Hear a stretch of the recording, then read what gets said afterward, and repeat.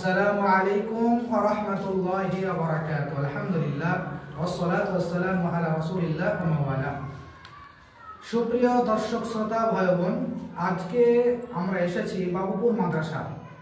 তো আলহামদুলিল্লাহ খুবই ভালো লাগছে, সামনে ছেলেরা বসে আছে, তালিবে আলিম ভাইরা, আলহামদুলিল্লাহ খুব ভালো লাগছে।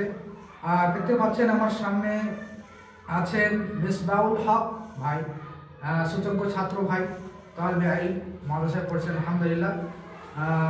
কেনার জন্য আপনারা দোয়া করবেন আর সকলের জন্য দোয়া করবেন।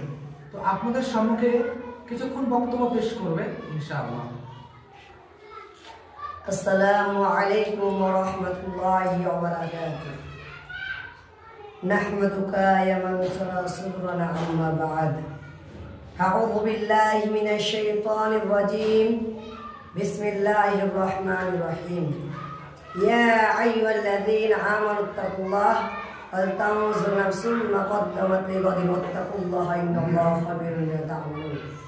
সমস্ত প্রশংসা, সমস্ত গুণগান সেই মহান ইজ্জতের জন্য, জিনার দয়ায়, জিনার মেহেরবানিতে আজকের এই সাপ্তাহিক অনুষ্ঠানে একত্রিত হতে পেরেছি, তাই তিনার প্রশংসা বলে আলহামদুলিল্লাহ। অতঃপর দুরূদ ও সালাম অবতীর্ণ হোক বিশ্ব নবী হযরত মুহাম্মদ সাল্লাল্লাহু আলাইহি ওয়াসাল্লাম। আল্লাহুম্মা সাল্লি আলাইহি আল্লাহুম্মা বারিক আলাইহি। আমি যে আপনাদের সম্মুখে যে বিষয়টি নিয়ে উপস্থিত হয়েছি, সেই বিষয়টি হচ্ছে পরকালীন জগৎ, কাল্পনিক কোন জগৎ।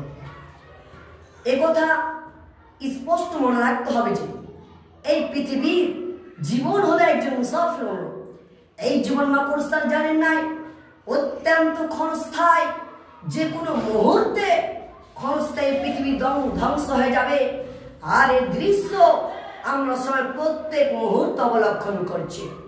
এই মৃত্যুর সাথে পাঞ্জা লড়ার কারো ক্ষমতা নেই। যতই বৈজ্ঞানিক হোক, যতই দার্শনিক হোক, যতই বুদ্ধিজীবী হোক, যতই শিক্ষিত অশিক্ষিত, এই পৃথিবীর সর্বোচ্চ ক্ষমতাধর ব্যক্তি পর্যন্ত কেউ এই মৃত্যুর ছোঁয়াতে সুরক্ষিত কোনো কালে থাকে না, থাকবে না। মহান আল্লাহ চিরন্ত বিধানে প্রাণী জগতে সকল প্রাণীকে দুনিয়ার এই জীবন ত্যাগ করতে বাধ্য হয়েছে, হতে হচ্ছে এবং আগামীতে হতে হবে। গতকাল সমাজের সর্বোচ্চ সমাজীন ব্যক্তি আজ কফিন আবৃত্তি হয়ে নীরব নিস্তব্ধ অবস্থায় পরকালে উন্নত জগতে প্রবেশ করতে বাধ্য হয়েছে।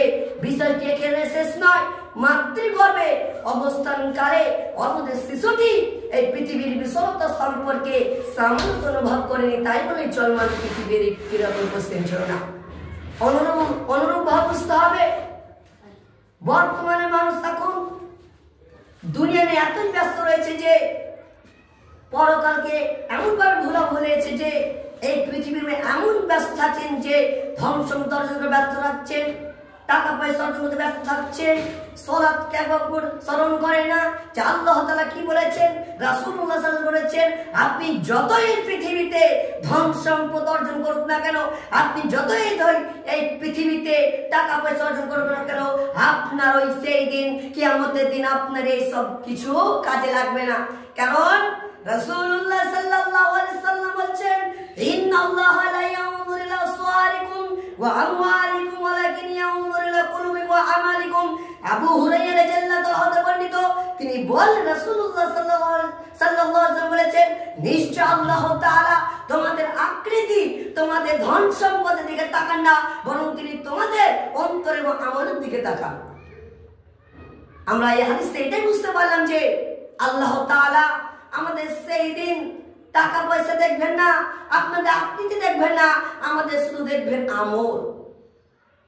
আসসালামু আলাইকুম ওয়া রাহমাতুল্লাহি ওয়া বারাকাতুহু। ওয়া আলাইকুম আসসালাম ওয়া রাহমাতুল্লাহি ওয়া বারাকাতুহু।